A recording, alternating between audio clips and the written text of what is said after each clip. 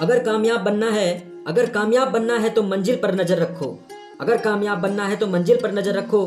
कौवों के टोकने से चील रुका नहीं करते। तो आज का टॉपिक है दोस्तों हमारा मुगल बादशाहों के मकबरों की ट्रिक क्या है दोस्तों? भाजपा कैसे याद रखेंगे? हमको पता है कि भाजपा जो एक बहुत बड़ी राजनीतिक पार्टी है भारत का, तो वहां से हम रिलेट करेंगे भाजपा को। भाजपा का पी हटा देंगे और यहाँ एस रख देंगे तो क्या हो जाएगा? भाजपा हो जाएगा। इसमें आप दो चीज़ सीखेंगे दोस्तों। पहला है कि आप जो मुगल बादशाह थे उसके क्रम को सीखेंगे कि कौन किसका बेटा है, कौन पहले आया, और दूसरा क्या है, उसके मकबरों को सीखेंगे।